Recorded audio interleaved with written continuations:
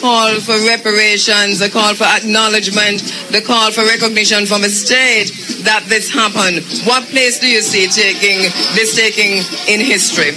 Well, this is quite significant, you know. And it's one of the things with Rastafari standing and echoing Coral Garden sentiments really echoes a mass of other sentiments for a multitude of silenced ones, or ones who choose not to speak or do not know how to speak. So when Rastafari take this on this time, and in this 50th moment, it kind of juxtaposes a 50 versus the next 50, you know, 50 and 50. 50 is about 50, don't forget this 50, you know. So it really centralizes now the need. I have the youthful generation coming on board, because I never did around in the Coral Gardens. I come read about it, hear ones and one speak.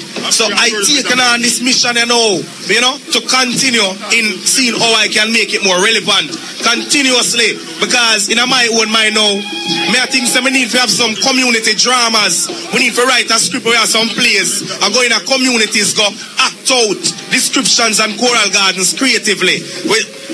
We can take from that facts that we gather from the ancients as well as the intellectual sources, and we have plays going in. We need to have more little small books and pamphlets that are children friendly for we kids read and know about these kind of things. So it's them kind of more than my own mind in a right and all. We love that because we've been asking ourselves what should be the response of the Rastafari community, of young scholars like yourself, of the sociologists and the researchers and ordinary Rastafarians in terms of how the history is being retold 50 years after. Now that we find those who attack Rastafarians calling for compensation from the state, what should be the response? Yes, because we definitely know that there will be some step points response, and we have been hearing those echoing and running Africa in the weeks and so, petitioning and stuff like that in those more than manner. And with that officialness, we also have to find a connection in the entirety of Jamaica, not just in Montego Bay and Kingston, but in spaces all across the island that will be sensitized on Coral Gardens and can represent the plight of Coral Gardens and use Coral Gardens and the issues around Coral Gardens as a methodology going forward. So these things happen.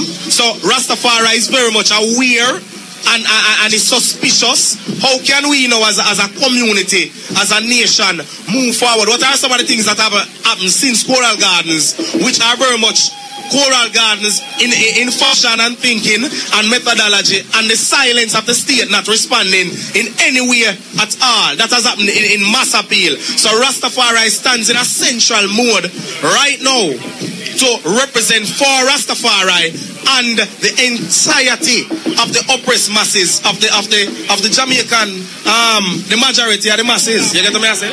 Thank you very much, my brother. Stepper is going to be performing sometime after 9 o'clock, around about 9 o'clock, so we hear the mighty Stepper in a little while. Thank you very much, my brother. Muta is someone there, and Dr. White wants to leave because he's just passing through. But Dr. White, we'll just straight to Muta. Okay, well, Dr. White is right here. Muta, give me half a second. We're not talking to Dr. White for long. Okay. Dr. White, how you do? I'm good. It's good to be here. Welcome to Montego Bay, the friend. Look by you, easy, man. And we have to come down here, come draw you out. Yeah. I've been here. I was at the Bingy on Friday night, and I had to be in Maypen yesterday. Rasmanga had this thing, Nature's Table, so I had to be there. Couldn't make it to the concert last night. When I came back, I was tired. But you're here this morning. Come on, nice vibe. And a quick look back. How you see the thing unfolding?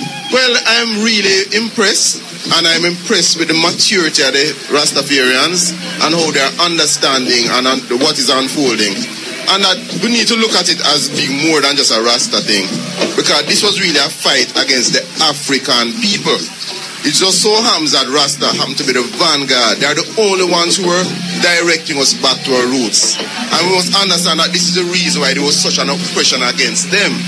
Because if they can wipe out any connection to Africa, then they have overcome us totally. But give thanks, the men survived, the sisters survived. We are here, but we can learn from it and go forward. Thank you very much, Dr. Donovan White. One good. Muta? Yes, ma'am. Straight over here, so. Anyway, we have some delinquent people over here, so with me, you know. I'm going to talk to the delinquent people, them. Brethren, tell me what you have to say, I know. All right, blissfully, I listen. My name is Sabakan. I listen to the radio and the TV, and I hear the police forward, and I say some things where I know are blatant lie. And I know you don't want to say the real cause where really did create Coral Garden Massacre in the first place. In a sense, like... Wait, hold on, let me have to stop you. You don't hear nobody at all about the thing we're going on Coral Garden. No, I said in a real sense where it create the man and the police them in a problem. But come again and listen to the radio, man. No, well, them all right. 1 month now we are talking about Coral Garden. Yes, I tell you the whole history of the Coral Garden. But no one to say that the ones that me go up there and force the man to move when he plant him food. You know, nobody say that. No, I never hear that. So that might slip you, yeah. Because they can move twice. Yeah. Before he have an encounter with police and reap him crap. Yeah. And when them come on him property again, and them have a machete, and them shot him. Yeah. And say me now put on my machete because we have no gun for my property. So that's really that me do want to declare. Okay, well, we're going to tell you something, Bridget. You see what you just said a while ago? Yes, sir. That I said from last month until now. We are saying. So we give thanks and you come reiterate it to the people them and that you know about it too. Indeed. Because you have a whole heap of Rasta don't even know about it neither now. Indeed. You know, see it. And this is very serious that a whole heap of Rasta don't know about it. Alright. I get it talk about April and a part of the Federation. He's a part of the Federation. Okay, what charter you belong to? Yeah, Rastafari Charter 32. One of the strongly active local energy here right now. All right. So why and I want to sensitize the general families that the Coral Garden incident which led to the massacre of victims of the family, we still are continue it. Because April is a true date. Continue the massacre or the we are continue the commemoration. Okay. And we don't like as the Ethiopian World Federation now to declare to the family now that we see the essential move for April becomes Rastafari month, which we declare strictly Rastafari history to the family and Ethiopian history. Because a lot of things still to be said were going in a 63. Alright, what do I intend to do in our Rastafari month? What is the purpose of a Rastafari month? We don't love if even the edge, the razor running Africa and straight up can help to educate the general public on a lot of things where the Rastafari family go through. Like what so? Like what? Because you spend the whole month, you know, you have 2 programs for IrieFm and the whole month for 4 programs each. We are talking about the same thing. So what you want to do now in April? Different. Because we can't go back now for 4 months again, for 1 month again and talk about the same stuff. So in your estimation, what you want like the stepping razor do? Alright, firstly, we want them to know say it is the 12th and 11th of April, the date and the time, which is the exact time where the massacre took place. See? Yeah. And we want to know more about Ethiopian history and the general things like the Magdala looting in 1886. Okay. We have the Organization of African Unity, which is also its golden, and the visit of His Majesty and the chronology. Yeah.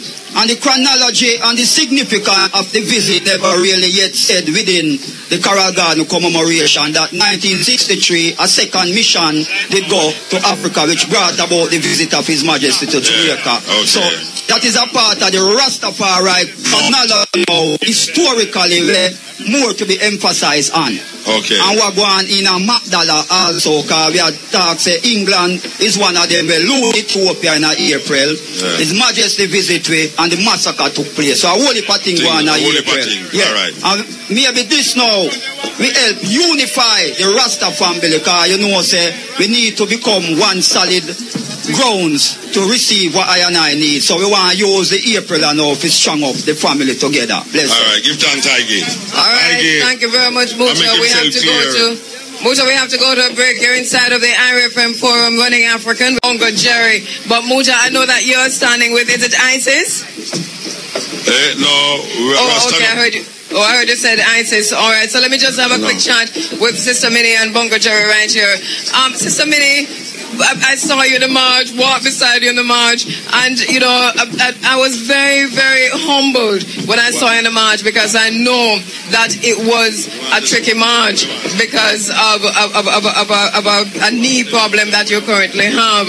But you were there and you made that walk all the way. Sister Minnie, you've been in the struggle for a very long time. You have marched, you've been to jail for this. Looking at this, where we sit today, how do you see this?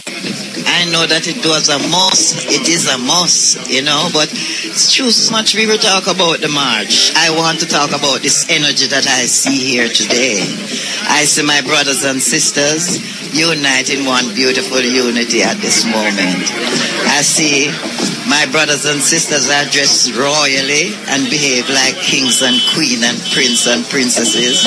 I see my brothers and sisters with an energy of love at this very moment. Right now, I would beg Jamaican people and everyone in Radioland right now that is listening there to just listen to the drum, because the drum has been with us here from slavery until this very moment, keeping us alive. And at this moment, it is just beating on our souls. And we want to go back to the drum, go forward. The drum have a message. The drum make us alive. The drum awaken us. And if they could just stand silent and just listen right now, this drum that is beating, and all of us is dancing. You see people jumping up in the air. Everybody is just happy, because that's the only thing can console us here until reconciliation time, until the time of revolution. And we bless and give thanks and asking all of Jamaican to let us bond to one meeting is the drum. Put the drum in the center, because it's so heartbeat. Just like this drum. And we bring it from Africa with us. And it has been our company and our protector. And we must recognize it now and hold on to it. And you talk about the energies that you see here, Sister Minnie. Where would you like to see this energy channeled? How would you like to see this energy move? It is moving right now. It is a mystic movement. You know, that's why we know Babylon can't touch it, you know. Because let me tell you, you see when the dry bones, them rise up, and you put on flesh on them, even though them did have on flesh, you know, no breath was inside of them. So him say, call upon the four winds of the earth and say, oh, ye breath, come and breathe upon these those souls. And the breath came and went into them, and they stood up on their feet, a great and immense army. These are they that have passed through great tribulation. And we are warrior, you know. Maybe go and talk to them here, please. Yes, wonderful, wonderful. Give thanks, Sister Minnie. Bongo Jerry, we've been talking through this and before this and around this. And as we go forward, I know we've been looking back a lot, and you have been pointing us in the direction of how do we go forward. Here, I know people are asking what next. And to me, that's a different question than how do we move from here? How do we go forward? Well, people must get used to the habit of organizing. It is a habit. And when you get used to it, you do things better and better. You learn to plan. You learn to set goals and to measure and see if the goals are attained. And same like how we plan the march, we get together, we promote the march, we get together, we keep discipline at the march, we come to a halt, we keep silence, we walk around quietly, and I encourage other people to keep the silence. Then we move, we go to the park, we organize to get into the transport, we organize that the transport is moving, that the people are marching fast, and the transport drives slow, so them stay together, and we coordinate to reach up a Mandela Park. Well, one thing now, we could have handled Mandela Park a little better, but we still do it great. It's a great congratulations. Two things are going one time, and the two of them successfully. So we get used to planning. Same as you get used to planning, same we must get used to running institution. IrieFm is an institution, it's a business. Just like how Mr. Young get used to run the business and it make money.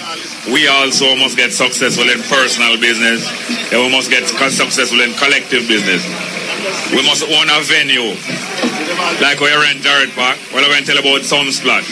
Sunsplash was instituted as the first reggae festival, inspired by the Rasta musicians and singers. and some young men, Ronnie Burke and some other guys, came together with Tourist Board to have a festival where young people from America would come spend a week and have different entertainment every night. But it was based on us, the musician and the singers, right?